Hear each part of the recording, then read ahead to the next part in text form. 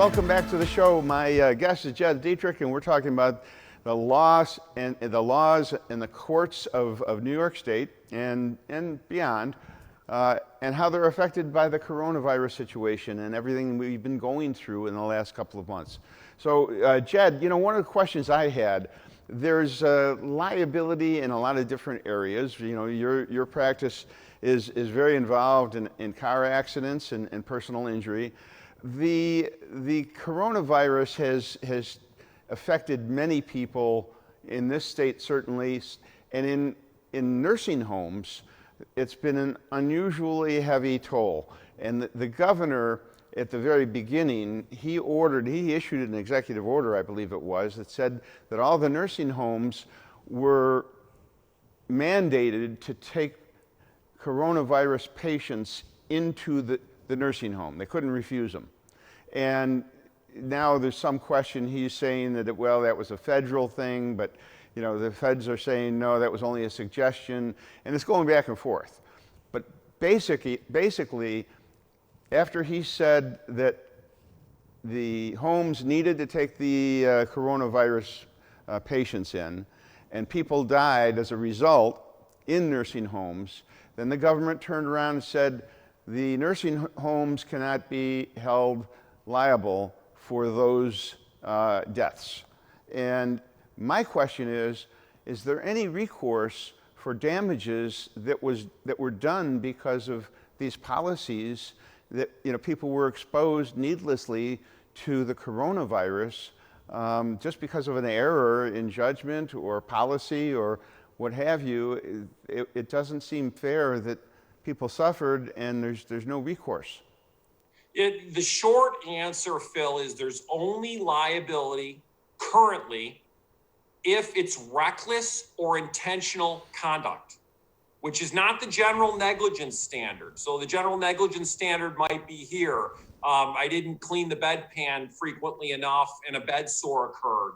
Or the person who works in the nursing home, the CNA, maybe didn't have a mask because the employer didn't order enough masks. And then that person brings the COVID virus into the nursing home, and your loved one's in the nursing home, and they're exposed, and then they obtain the virus, and they pass away because of the virus. That example just now under general negligence would not be a case. And the way to talk about it, though, is to step back for a minute here, Phil, and say, look, we've got a state of emergency, which is a very unusual situation. Under the law, it's called an exigent circumstance, like an emergency circumstance, e.g. from the Latin exigent, emergency.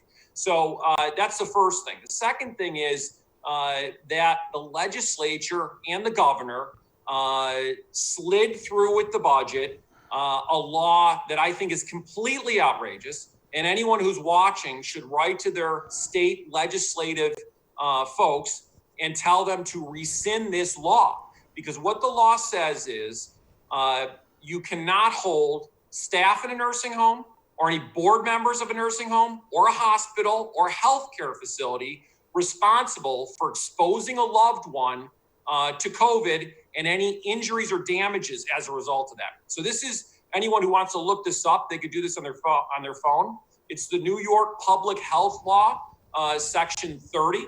And it defines specifically that under Governor Cuomo's emergency declaration order, while that's in effect because of the COVID pandemic, that nursing homes and healthcare facilities and hospitals cannot be held liable for COVID-related injuries because of negligence. It has to be willful. Willful means I intend to knock you on the shoulder. That's willful. I intentionally wanted to do it. Or reckless, which is a much, much higher standard. And it's really sad, Phil. I take my job seriously in terms of attempting to change behavior by holding people accountable. If someone who's in a nursing home and who works in a nursing home exposes your loved one, your mother, or your grandmother to COVID, and they're negligent doing that, they should be held accountable. Just because there's a state of emergency doesn't mean we should lower the standards. If anything, we should keep the standards the same way or raise them, because now the person who's in that nursing home who's working there isn't going to be as detailed or fastidious about doing their job. So it's a travesty. Let me ask you, Jed, if the nursing home was ordered to take these people in and expose their residents to danger, if they were ordered by the government, is it on them or is it on the government? And is the government always exempt from these kinds of things? Just because the government said, or Governor Cuomo said, you have to take someone back into a nursing home that has COVID, doesn't change the duty that's incumbent upon the people who work in the nursing home to provide adequate and proper care.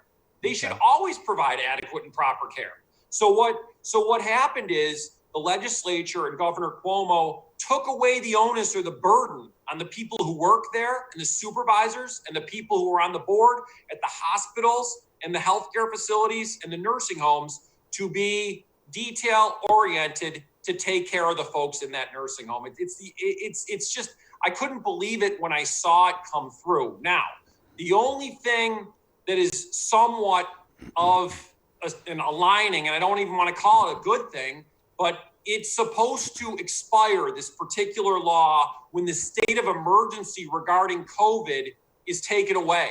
So if Governor Cuomo says he's declaring it's no longer a state of emergency because of COVID, then it goes back to the regular rules. My concern is that who knows if we have a second or third wave, this continues to go. So the people who are working in that nursing home, and again, I give a lot of credit to the folks that are working in the nursing homes. Those jobs are typically not very well paid. And from a socioeconomic standpoint, the folks that are working there work hard, and they work hard for their money, and many of them do a good job. The problem is, if you can't hold someone accountable for doing a bad job, it doesn't encourage the person who's doing a bad job to do a better job. And that is a real problem with our society and the way people view lawsuits. Because the way I look at it is, I'm trying to make this place safer. So if we have a trucker on the 190 who's going 90 miles an hour and he causes an accident, he should not only be sued, but he should be prosecuted under the criminal statutes and the civil statutes, and he loses his license. So that's just enforcing the laws, enforcing the law of the land that we have here. Yeah, I agree 100%, and I don't want to belabor the point. I know that some of the nursing homes just didn't have the facilities to properly take care of the patients, and they were still forced to take the patients. And so I'm not sure that the blame rests on them or on the person who said that they have to take the patients. There's a lot of elements here, and I'm just not quite sure that it's clear cut, and it's not my area of specialty, so I don't quite know how to reason it out. I just know that there are victims here, and the system and all the elements make it very complicated.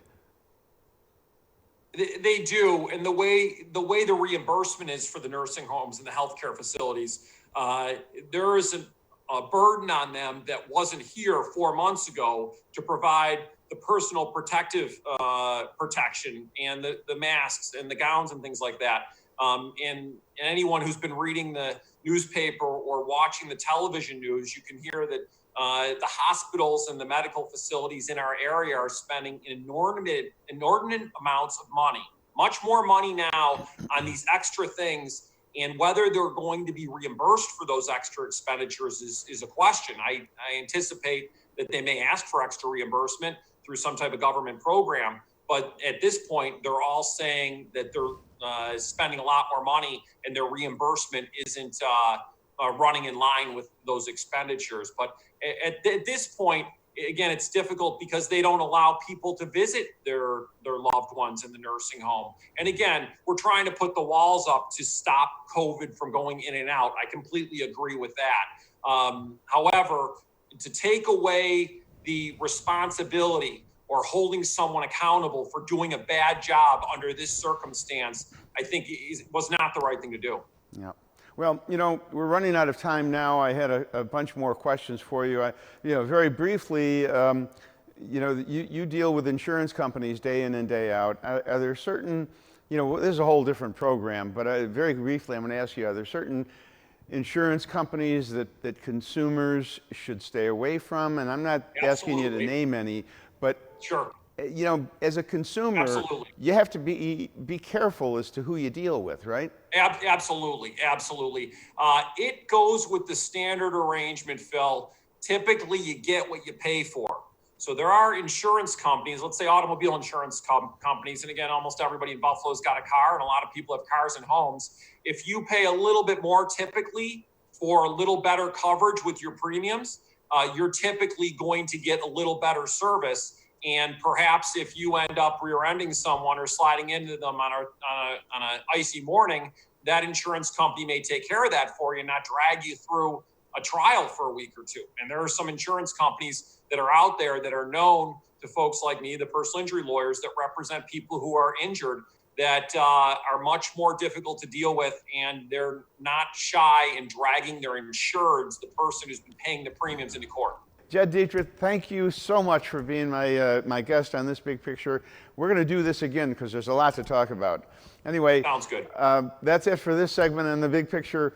Thanks again, and Jed, we'll talk to you again soon. Thanks for having me, Phil. Okay.